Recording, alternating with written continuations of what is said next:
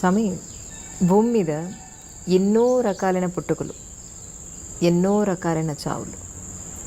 అసలు పొద్దున్న లేచి చూస్తే అయ్యో ఇలా ఇలా కూడా మనుషులు చచ్చిపోతారా అన్నట్టుగా ఉంది. అంటే ఎందుకని అసలు మనుషులందరూ ఒకటే అనుకున్నప్పుడు, పుట్టుక ఒకటే చావు ఒకటే అనుకున్నప్పుడు, అందులో కూడా ఇన్ని రకాల పుట్టుకలు ఇన్ని రకాల చావులు ఎందుకని అనుకుంటున్నారు మీ ఉద్దేశ ప్రకారం? ఇప్పుడు దీనికి రెండు రకాలుగా ఆన్సర్.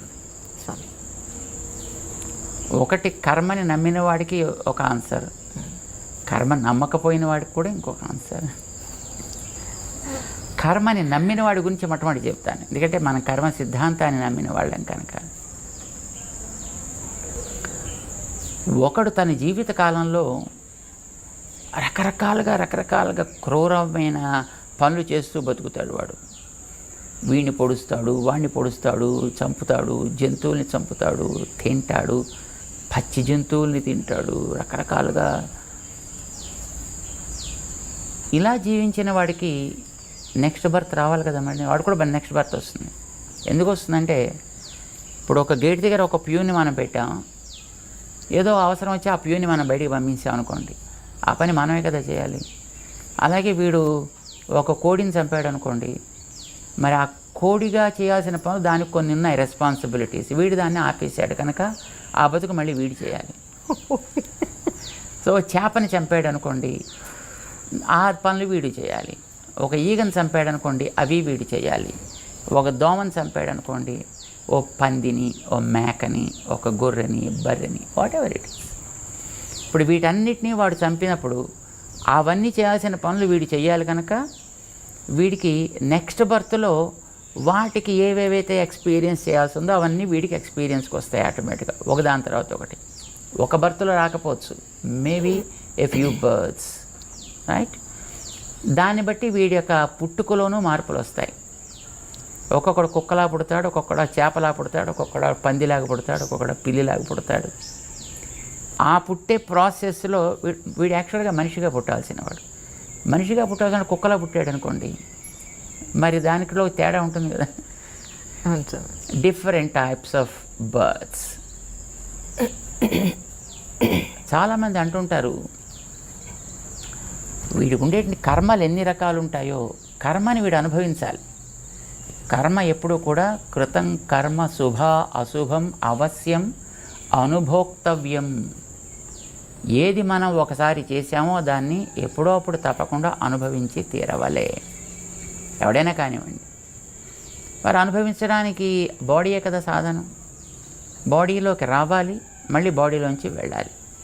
కనుక ఈ మధ్యలోనే వాడికి అనుభవించాల్సిన వాటన్నిటిని కూడా అనుభవింప చేయాలి కదా. కర్మల యొక్క తారతమ్యాన్ని బట్టి వీడి యొక్క పుట్టుకల్లో తారతమ్యాలు ఏర్పడతాయి, వీడి యొక్క పోకడలో తారతమ్యాలు ఏర్పడతాయి, వీడు సాగించే జీవితంలో కూడా తారతమ్యాలు ఏర్పడతాయి. ఇది కర్మని నమ్మిన వాడి సంగతి. కర్మని నమ్మలేదనుకోండి, అలాంటప్పుడు ఇందాక మేము చెప్పాను చూసారా, లాజిక్. ఒకడిని ఉన్న వీడు ఏదో చేశాడు, హింసించాడు, మరి హింసించిన దాని యొక్క ఫలితం వీడు పొందాలి కదా. అంచేత వీడికి వాడి హింసకి సంబంధించినటువంటి ఏ అనుభవం ఉంటుందో ఆ అనుభవం వీడికి ఇక్కడ రావాలి. కొంతమంది చెప్తుంటారు, అబ్బా నేను నిజంగా పుట్టినప్పటి నుంచి ఇప్పటిదాకా ఏం తప్పు చేయలేదండి, కానీ ఎందుకు వచ్చిందండి ఇలాంటిది. పాపం వాడండి అసలు ఎంత అమాయకుడండి, కానీ వాడికి ఎందుకండి ఇట్లాంటి బాధ వచ్చింది, వాడికి ఎందుకంటే ఇట్లాంటి రోగం వచ్చింది, వాడికి ఎందుకంటే ఇట్లాంటి చావు వచ్చింది, ఇలా అంటుంటారు. లాజిక్ మనం చూసినట్లయితే వీడి ఇంతకుముందు ఏం చేశాడని పాపం వాడికి తెలియదు. ఇప్పుడు మనం కార్యాన్ని బట్టి కారణాన్ని ఊహిస్తాం. ఇప్పుడు ఈవేళ త్రేన్పు వచ్చిందనుకోండి, దాంట్లో జీలకర్ర వాసన వేస్తే బహుశా నిన్న తిన దాంట్లో ఎక్కడో జీలకర్ర ఉండి ఉంటుంది అని మనం ఊహిస్తాం మనం. అలాగే ఇప్పుడు మనం అనుభవించేటటువంటి దాన్ని బట్టి బహుశా వీడు ప్రీవియస్ బర్త్లో వీడు ఏదో చేసి ఉంటాడు అని మనం తప్పకుండా వీ ఇన్ఫర్ దట్, అది మనం ఊహిస్తాం దాన్ని. బికాస్ ఇది మనకి ఫస్ట్ బర్త్ కాదు, ఎవరికి కాదు, ఎన్నో బర్త్స్ మనం సాగుతున్నాయి. దీన్ని మనం అంగీకరించాలి. లాజికల్గా చెప్తున్నాను. ఎందుకు లాజికల్గా అంగీకరించాలి? ఒకే తల్లికి పుట్టినటువంటి ఇద్దరు సంతానం ఒకే రకంగా ఉండట్ల, ఆలోచనల్లో కానీ ఆచరించే యాక్టివిటీస్లో కానీ. ఎందుకు వచ్చింది difference? There must be some guiding factor behind. అది మనం పూర్వజన్మలోంచి వచ్చింది ఏదో అని క్యారీడ్ ఫార్వర్డ్ తీసుకుంటాం మనం. పశువుల్ని మనం చూస్తున్నాం. సే ఒక దూడ పుట్టింది, పుట్టిన 1.5-2 మినిట్స్లో అది మెల్లిగా లేచే ప్రయత్నం చేస్తుంది. ఒక 5 మినిట్స్ కల్లా లేచి నిలబడుతుంది. And the calf certainly knows where the udder is to suck the milk. ఒక దూడ, దానికి అక్కడ పొదుగు ఉంది, అందులో పాలున్నాయి, తనకు ఆహారం అక్కడి నుంచి తను సంపాదించాలి. But who guided this to that small creature? ఎవరికి దానికి గైడెన్స్ ఇస్తున్నారో మనకి తెలియదు.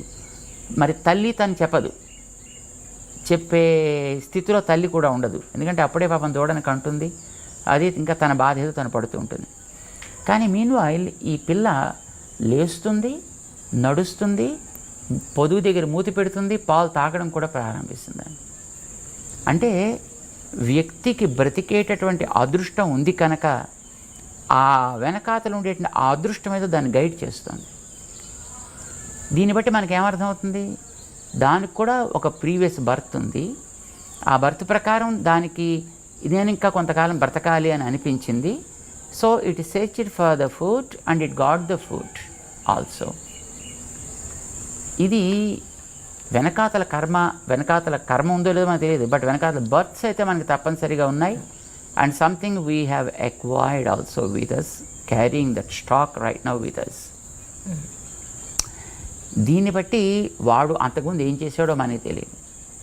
వాడు ఏదో ఒక ప్రభావం చేత ఇక్కడ ఈ జన్మలో వచ్చాడు, ఇక్కడ పుట్టాడు ఇక్కడ. బట్ వచ్చిన పర్పస్ ప్రాబబ్లీ ఫినిష్ అయిపోయి ఉంటుంది. వాడు మంచిగా వాడు వెళ్ళిపోవాలి. వాడు వెళ్ళడానికి ఏదో ప్రాసెస్ కావాలి. That is a process probably. భగవంతుడు భగవద్గీతలో చెప్పాడు ఒక మాట. ఇప్పుడు ప్రతివాడు ఒక పర్పస్ కోసం వస్తాడు. పర్పస్ అయిపోయిన తర్వాత no matter what age that he is in and what place he is in also the matters.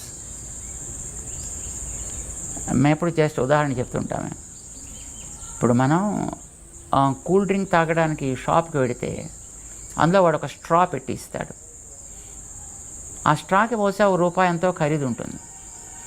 మనం ఆ డ్రింక్ తాగేసిన తర్వాత స్ట్రా ఇంకా బాగానే ఉంటుంది. దాన్ని చక్కగా నీళ్ళలో కడిగేసి జేబులో పెట్టుకుని మనం వెళ్ళిపోవచ్చును. షాప్ వాడు కూడా ఏమండవు. కానీ ఎవడు అలా చేయడు, దాన్ని అక్కడే పారేస్తాడు. Reason being purpose of that straw is only single use.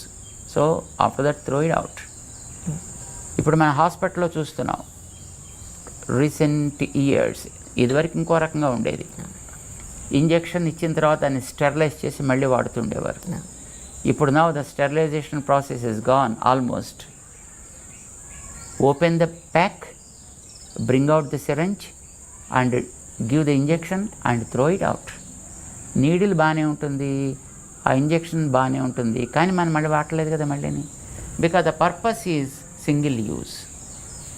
So also మనకి ఈ బాడీస్ ఇవ్వడం కూడా probably it is the nature that's giving the bodies.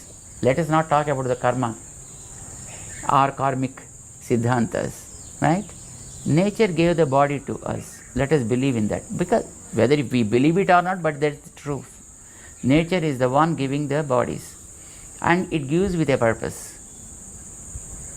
And when the purpose is up, then you should take it out. ఎట్లా తీసుకెళ్ళాలి? ఏదో ఒక purpose, ఏదో ఒక రకమైన ప్రాసెస్. ఒక్కొక్కడు టక్కుమని హార్ట్ అటాక్ వచ్చి పోవచ్చును, లేదు ఒక్కొక్కడు ఏదో యాక్సిడెంట్ లాగా జరిగిపోవచ్చును, ఒకడు మరో కారణం చేత పోవచ్చును, సమ్ అదర్ రీజన్. లేదు పాపం ఒకడు ఫ్లైట్లో పెడుతున్నాడు, టక్కుమని ఆ ఫ్లైట్ ఎక్కడో బ్లాస్ట్ అయిపోయింది అండ్ దెన్ ఇట్స్ గాన్. దానికి age is not the factor at all. The purpose is 5 years. After 5 years you should quit. There is a way. వాలిని రాముడు చంపాడు రామాయణంలో. చంపిన తర్వాత వాలి అడిగాడు, ఏమంటే చెట్టు చాటుని చంపేందుకు నన్ను? అది పనికిరాని వాళ్ళగా? ఇదేనా నువ్వు చేయాల్సిన పని? ఇదేనా నీ వంశానికి నువ్వు తీసుకొచ్చేటటువంటి ఘనకీర్తి అని దెబ్బలాడాడు. అంటే రాముడు సమాధానం చెప్పాడు దానికి. నువ్వు జంతువు కదా, మీవాడు జంతువు కదా, నేను పరిపాలకుడిని కదా, నేను వేటగాడిని. వేటగాడి జంతువుని ఎరపెట్టి చంపుతాడు కదా, వాడిని ఎరగా పెట్టా, నిన్ను నేను కొట్టా. కొట్టేవాడు కూడా మాటు వేసే కదా కొడతాడు, అలాగే కొట్టాను నేను. తప్ప మరి నేనేం తప్పు చేయకుండా ఎందుకు కొట్టావా అని అడిగాడు. తప్పు చేయలేదంటావేమిటి? నీ తమ్ముణ్ణి బతికుండగా రాజ్యంలోంచి బయటికి తరిమావు తప్పు చేయకుండా అతన్ని. అతని భార్యను పట్టుకొచ్చి నీ దగ్గర పెట్టుకున్నావు. This is according to our law is a sentenceable offence. నువ్వు ఆ తప్పు పని చేసావు, అందుకోసం నిన్ను దండించాలి. నేను దండించేవాడిని, నువ్వు దండన పొందేవాడివి. దండించేవాడు ఎప్పుడూ కూడా వాడికి ఇష్టానికి తగినట్టుగా దండన విధిస్తాడే తప్ప, ఏమండి దొంగగారు మీకేం దండన విధించమంటారండి, ఎలా దండన విధించమంటారని అడిగే చేస్తారు. చాయిస్ వాడిదా వీడిదా? ఒక పనిష్మెంట్ ఇచ్చేటప్పుడు జడ్జి గారిదా చాయిస్, లేకపోతే తప్పు చేసినటువంటి ఆ కన్విక్ట్దా? So you are the person who committed a mistake and I'm the person sentencing something to you. ఎట్లా నేను సెంటెన్స్ చేయాలని that is my choice absolutely. And who are you to ask me why you killed me like this అని. నా ఇష్టం, నేను కావాలంటే నేను hang చేస్తా, లేక షూట్ చేస్తా, లేకపోతే ఎలక్ట్రిక్ చైర్లో కూర్చోబెట్టి షాక్ ఇస్తా, లేకపోతే మరి ఇంకోటి ఏదో చేస్తా. That is my choice, who are you to ask me అంటారు. అలాగా nature has her own ways of implementing the things. So కొంతమందికి వాళ్ళ పర్పస్ అయిపోయిన తర్వాత ప్రాబబ్లీ ఈ రకమైనటువంటి కంక్లూజన్ చేయాలి అని, if the nature things that is what happens.